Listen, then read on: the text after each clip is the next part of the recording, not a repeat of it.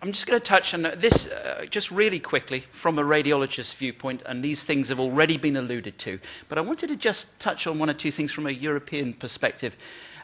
We know that the incidence of renal cancer is increasing both in the USA and Europe, and the thing everyone trots out, and it's all because we're all imaging and picking up lots of incidental disease. But in fact, when you look at the statistics, thanks very much. I'm a radiologist, I like to do everything in the dark, so otherwise it kills my slides. So in fact, when you look at the crux statistics, the actual mortality from renal carcinoma is actually increasing. Importantly, certainly in the UK data.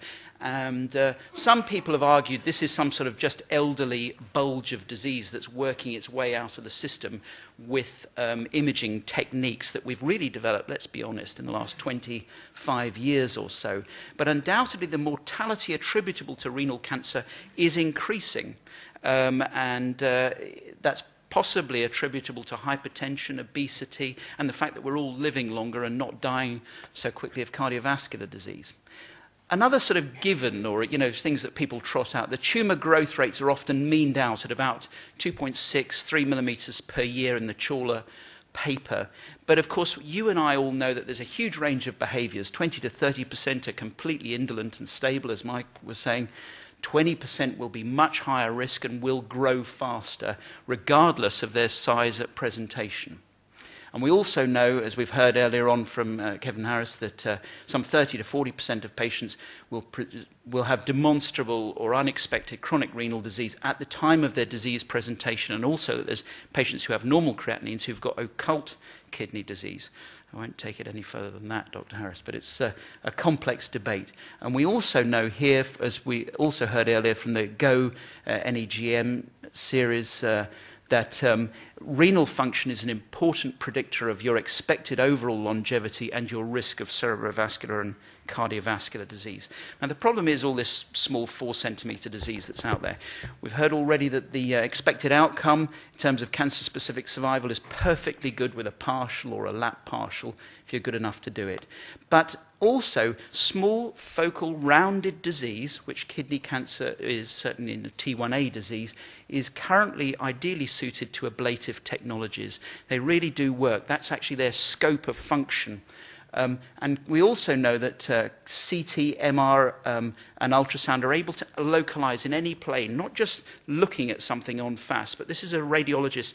We talk now in terms of volumetric data and looking at things in all 3 dimensions orthogonally or as volumes and not as slices. And that's something, as a radiologist, we've learned over the last 10 to 15 years to get away from just slice analysis. Laparoscopy undoubtedly gives you a very vivid view, and I'm at some risk here, I know, but it's inherently an en face appreciation of what is in fact a volumetric 3D problem. So the question is, can ablative technologies be deployed safely and importantly effectively, not just knocking a hole in something, but effectively in the abdomen? There's 3 sort of areas I want you to think about this. One is the devices, and the companies have been working very hard, and there's a whole host, you're going to hear about some of them, of devices out there. Image guidance, this is the sort of forgotten aspect of this. Very superficially, you can hold an ultrasound in front of a sphere and roughly stick something in, but it is striking to me as a radiologist that I then simultaneously CT scan that patient, and in fact I'm completely off in a whole 2 other planes, and my probe, which I thought was at the centre of that sphere, is absolutely not at the centre of that sphere. And when we get to looking at effective outcomes from ablation, we've really, in engineering terms, got to be looking at tolerances of placement of 3 to 4 millimetres if we're going to start getting really good outcomes from these ablative technologies. And then I'm going to talk about sort of treatment completion, dosimetry, and adjunctive techniques to really make sure that we are ablating that entire disease. So what about radiofrequency ablation? This is the one I suppose you'll be expecting me to talk about. Now, I've been fiddling with it in Vancouver since 1994, doing pig work and what have you, and undoubtedly it was a major step forward. The problem that many people don't realise is that, in fact, by sort of flipping these little water molecules, that actual zone of active heating around the monopolar tines is actually only within a few millimeters of the probe tip itself, the uninsulated probe antenna. So you're actually actively heating there, and then you're hoping that the heat is going to disseminate out. And the end result is that you're heavily reliant on conductive heating more than 3 millimeters away either side of the probe tip itself. And the end result is the manufacturers have had to do all sorts of tricks, clustering the probes together, making them expandable to try and get more effective spheres of treatment. But let's not beat around the bush. You can get a sphere, if you work away at it, for 3 to 4 centimeters in diameter of 100% cell kill. But there is a nasty trailing edge with RFA, which has been its Achilles heel for some time. Microwave, I'm just going to briefly mention this, and one point of interest to something. I do a lot of microwave in the liver and the lung because I think it's effective, but I don't microwave in the kidney. It has the same dosimetry problems. There's a very boring word.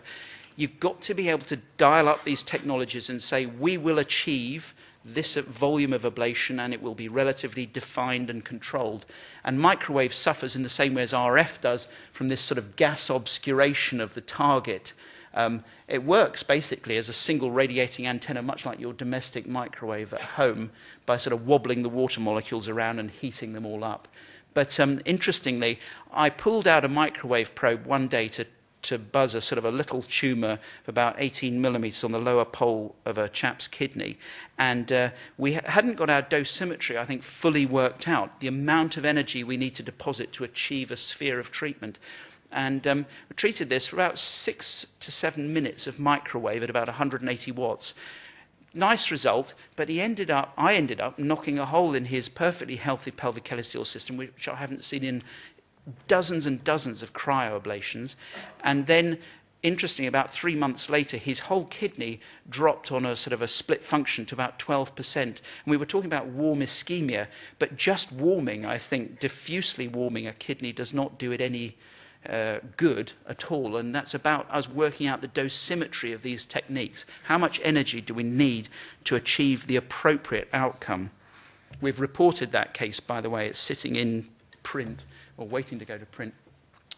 This is another technique, electroporation, they've been using in the lab to perforate cells so they can transfect them with sort of plasmids and what have you in cell cultures for some time. But in fact, if you just turn it on for milliseconds more, you can permanently or irreversibly electroporate the cells.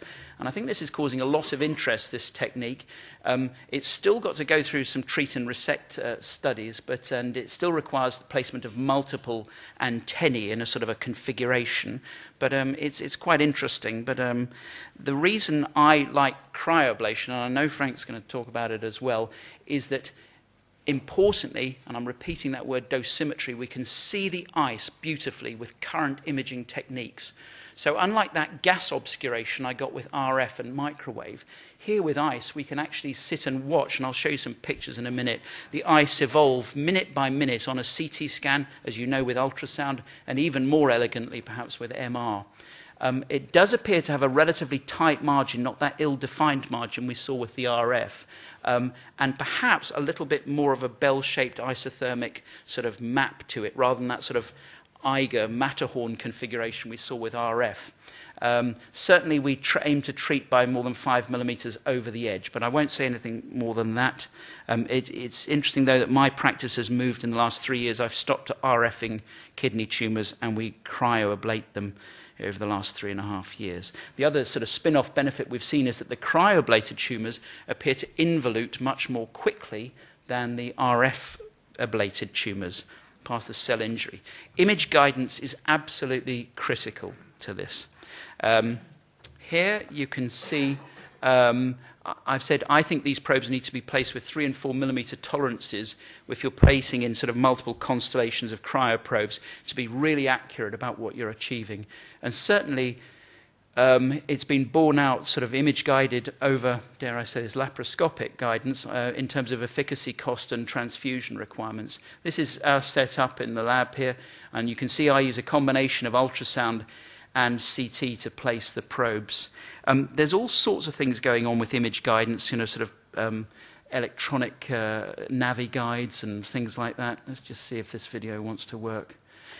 This is another technique. I've tried this quite a few times, where we take the volumetric CT data and you put it in and you toggle it to the ultrasound data, so you can hold an ultrasound probe and look through the CT data simultaneously in 3D space.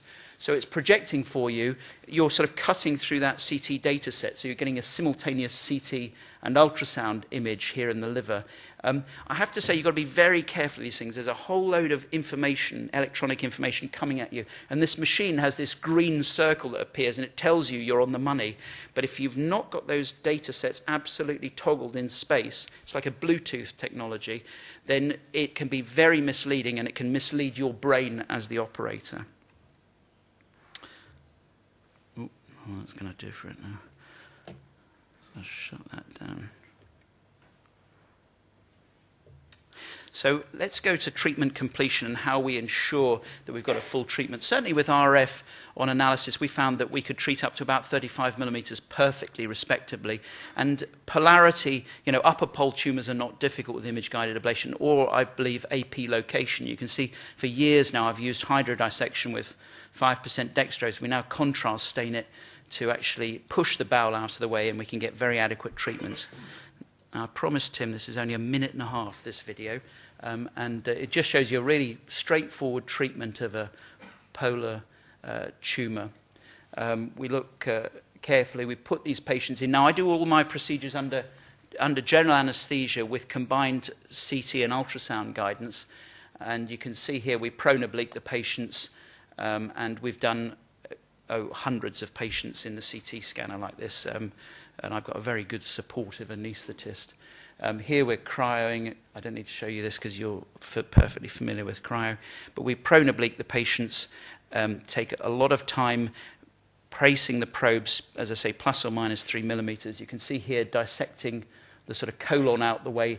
The reason for doing that is you might say, well, hold on, there's enough of a space there. But in fact, I want to get lots of space like you do laparoscopically. So I've got it completely out the way. And then I can really aggressively treat and make sure that the ice is overlapping fully and fundamentally that tumour. There's too many people, I think, sort of get coy with that. You can see here planning, there's the dissection fluid in there. And we're planning exactly the distance from the edge of the tumour of the cryoprobes in 3D space, not from one angle. And there you can just about see the ice evolving to subsume the tumour. I don't know if you can make it out in this light, which gives us nice dosimetry for the procedure. That's the room set up. So I just wanted to quickly show you that.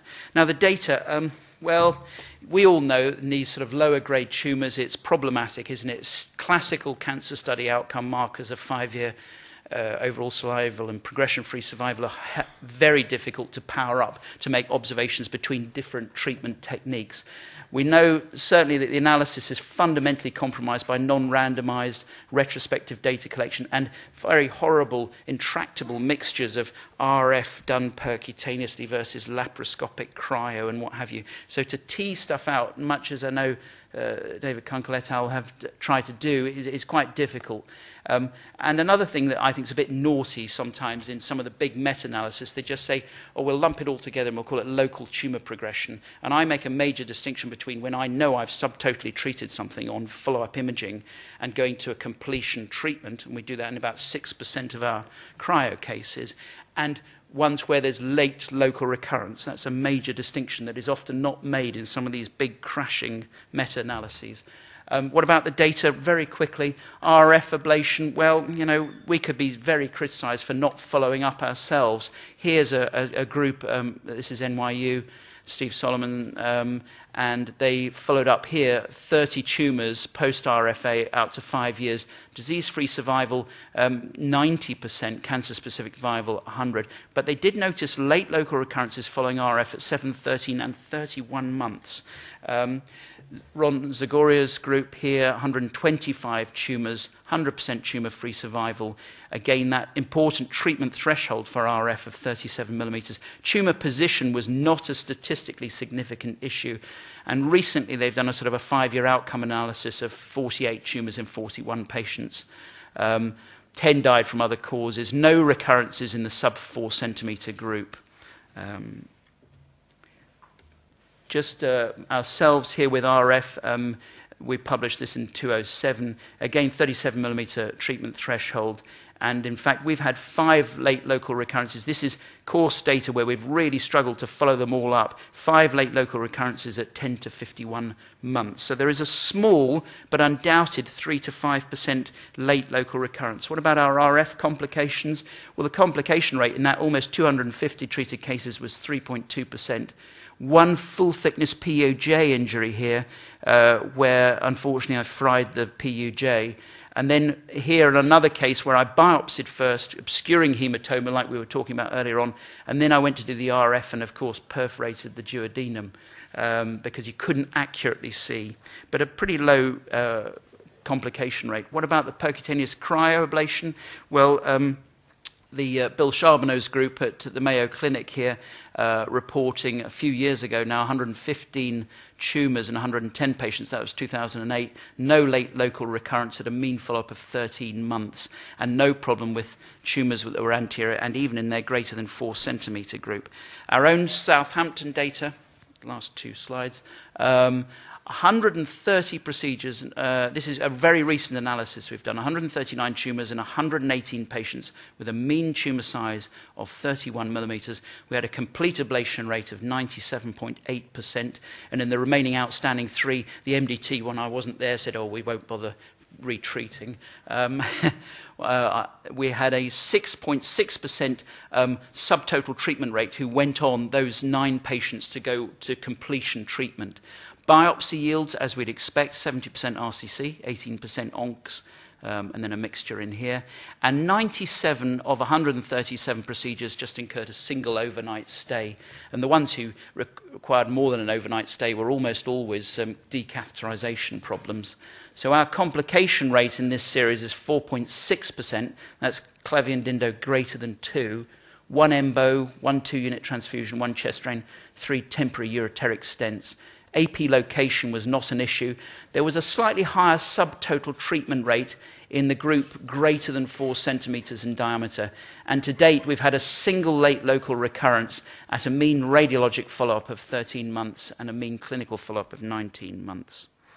Imaging follow-up is important. We're using CT, but we're also in patients with more impaired EGFRs using subtraction MR, and getting perfectly good results. But there's a lot happening in this area in radiology, automated sort of segmentation software where you can look at the ablation zone and plot it very, very accurately against the previous original treated tumour. Perfusion. I think diffusion-weighted imaging is going to be highly complex, but perfusion imaging is looking very promising. Just a little slide I've tucked in, Mike, on active surveillance. I'm just going to put some counterpoints here. There is a morbidity and a cost to radiologic surveillance. I'm a radiologist, and I get to do it. So every 3, 6 months or 12 months, it does cost, and it take time and money. We all know that 3 to 4 centimetre disease does contain high-grade disease in about 14 to 25% of cases. There's no way of anticipating that. Lack of growth does not indicate benignity. And interestingly, from my reading, 75% of tumours grow under active surveillance, so you have to keep on going a bit for a while. And a very large proportion will and can cross over into resection. Now, we know that may be patient pressure and all sorts of things, but it's an important rate of crossover. Prediction of growth rate is not truly possible to predict their growth rate, and volumetric growth rate's even more problematic. A 2 centimetre sphere, to double its volume, importantly, only has to put on 5 millimetres. A 3 centimetre sphere only has to put on just over 7 millimetres, 8 millimetres, to actually double its volume from an oncological perspective.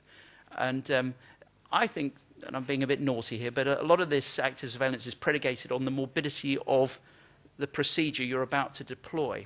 So effective ablation brings a new treatment paradigm to the table. So in summary, I think cryo's overtaken RF. I think it's optimally applied with volumetric image guidance. Ablation, like surgery, it requires diligent technique. It's not just a question of putting the probe in and cooking it. So there's all sorts of things that improve outcome from a sort of an image guidance perspective. There's a lot of compromised literature out there by retrospection and case selection. I think post-treatment biopsy, which the Cleveland Clinic has advocated, 6-month follow-up, is I'm a radiologist, and again, I'm deeply biased, but it's also flawed as a technique. It only tells you about the scruffy little bit of tissue that you get from one aspect of that treated tumour, and that's all it's telling you about. And there's highly problematic interpretation of that post-ablation histology. There are costs and morbidity associated with active surveillance, and I think ablation brings something new to the table. Thank you.